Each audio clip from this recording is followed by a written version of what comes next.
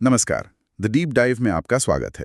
आज हमारे सामने है कक्षा 11 की एनसीईआरटी रसायन विज्ञान की किताब और साथ में प्राचीन भारतीय विज्ञान पर कुछ बहुत ही दिलचस्प लेख।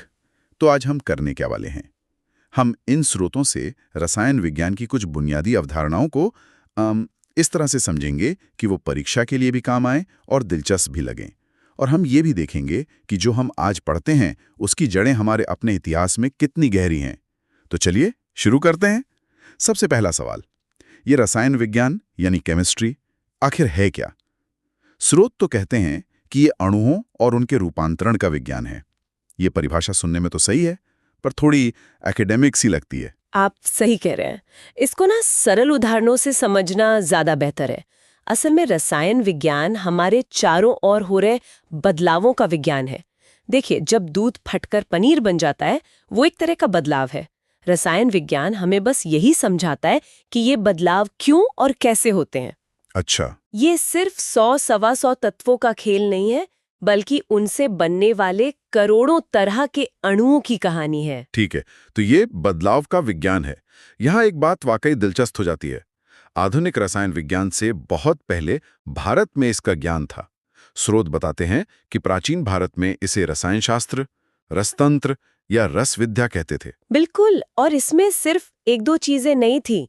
इसमें धातु कर्म, औषधियां, सौंदर्य प्रसाधन, कांच, रंजक मतलब डाइज, ऐसी कई विधाएं शामिल थीं। और इसके सबूत भी हैं? हाँ, हड़प्पा और मोहनजोदड़ो की खुदाई से इसके बहुत पुख्ता सबूत मिलते हैं। क्या सबूत मिले?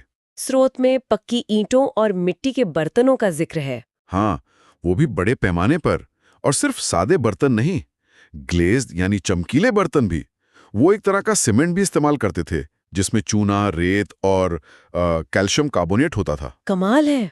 और मैंने फेंस के बारे में भी पढ़ा। हाँ, हड़प्पा के लोग फेयांस नाम का एक प्रकार का कांच बनाते थे जिसका उपयोग आभूषणों में होता था। और धातु कर्म का क्या? वो भी बहुत उन्नत था।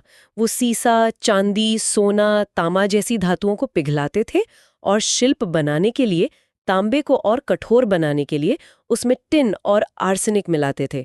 ये उस समय के हिसाब से बहुत ही एडवांस्ड तकनीक थी। और ऋग्वेद में भी चर्म शोधन और कपास को रंगने का वर्णन मिलता है। हाँ, है ना? बिल्कुल। मतलब ये ज्ञान बहुत पुराना और व्यापक था। इस सब में जो एक नाम मुझे सबसे ज्यादा चौंकाता है वो है आचार्य कणाद का। हाँ, हमारे स्रोत कहते हैं कि उन्होंने जॉन डाल्टन से सदियों पहले परमाणु का सिद्धांत दे दिया था। हाँ, ये एक बेहतरीन बात है।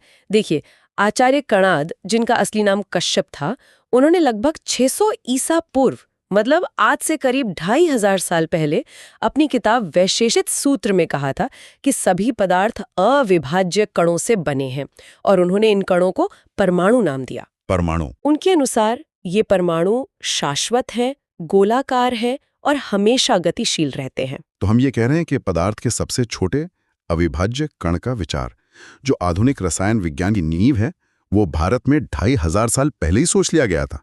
ये तो विज्ञान के इतिहास को देखने का हमारा नजरिया ही बदल देता है। बिल्कुल। कणाद का परमाणु और डाल्टन का एटम दोनों एक ही सवाल का जवाब ढूंढ रहे थे, ये दुनिया आखिर किस चीज से बनी है। हाँ, ये कह सकते हैं कि कणाद का सिद्धांत दार्शनिक ज्यादा था और डाल्टन का प्रयोगात्मक सबूतों पर आधारित, लेकिन मूल विचार तो आश्चर्यजनक रूप से समान था। उन्होंने ये भी कहा था कि 2 या 3 परमाणु मिलकर द्विअणुक या त्रिअणुक बना सकते हैं, जो आज के मॉलिक्यूल की अवधारणा के बहुत करीब है। एग्जैक्टली। अच्छा, स्रोत में कुछ और भी महत्वपूर्ण नाम हैं, जैसे नागार्जुन। नागार्जुन एक बहुत विख्यात रसायनज्ञ और धातु विज्ञानी थे। उनकी एक रचना है रसरत्नाकर। उसमें पारे के यौगिकों और सोना, चांदी, टिन जैसी धातुओं के निष्कर्षण के बारे में बताया गया है। और चरक पानी का भी उल्लेख है। उन्हें साबुन के आविष्कार का श्रेय दिया जाता है। हाँ, बिल्कुल। उन्होंने सरसों के तेल और कुछ क्षार का उपयोग करके साबुन बनाया था। ये एक तरह से व्यवहारिक ऑर्गेनिक केमिस्ट्री थी। और भी कोई है? जी, वराहमिहिर की बृहद संहिता में दीवारों और छतों पर लगाए जाने वाले चिपचिपे पदार्थ मतलब गोंद बनाने की विधि का वर्णन है।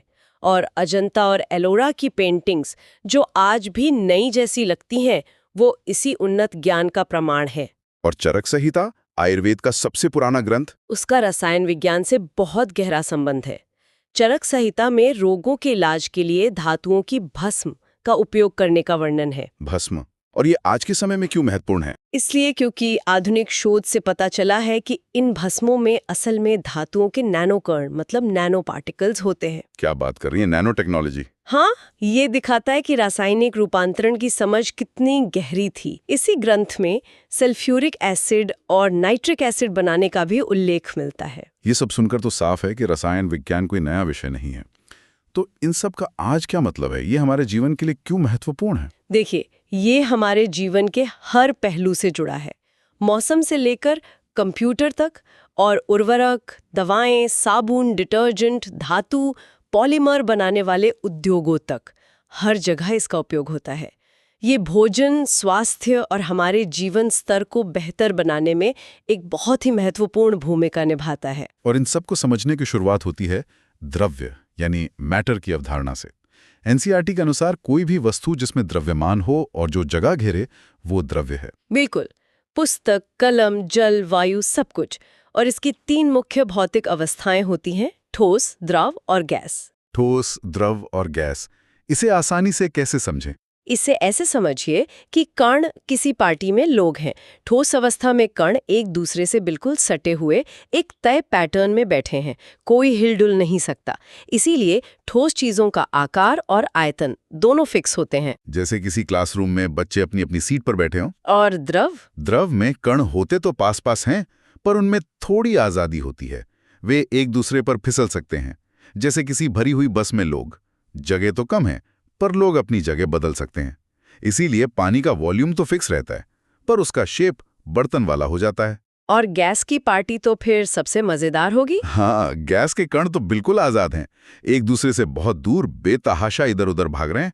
इसीलिए इनका ना तो आकार फिक्स होता है, ना ही आयतन। आप थोड़ी सी परफ्यूम स्प्रे करते हैं और उसकी खुशबू पूरे कमरे में फैल जाती है। तो आज हमने रसायन विज्ञान की कह सकते हैं कि एक बड़ी तस्वीर देखी। बिल्कुल। हमने शुरुआत की द्रव्य की साधारण सी दिखने वाली अवधारणा से, ठोस, द्रव और गैस। फिर हमने आचार्य कणाद के परमाणु के विचार को समझा जो आधुनिक विज्ञान से हजारों साल आगे था। बिल्कुल। और हमने ये भी देखा कि कैसे चरक संहिता की भस्म से लेकर आज की दवाइयों तक रसायन विज्ञान हमारे जीवन को बेहतर बनाने में हमेशा से एक जरूरी भूमिका निभाता आया है। और अंत में विचार करने के लिए एक बात, हमारे स्रोतों में एक जिक्र आता है उत्तर भारत के प्राचीन मिट्टी के बर्तनों की सुनहरी चमक का। उसकी नकल आज भी नहीं की जा सकी है। वो आज भी एक रासायनिक रहस्य है। यह हमें सोचने पर मजबूर करता है कि हमारे प्राचीन ग्रंथों और कलाकृतियों में और कितने वैज्ञानिक रहस्य छिपे हैं जो खोजे जाने की प्रतीक्षा कर रहे हैं। शायद रसायन विज्ञान का सबसे रोमांचक अध्याय अभी लिखा जाना बाकी है।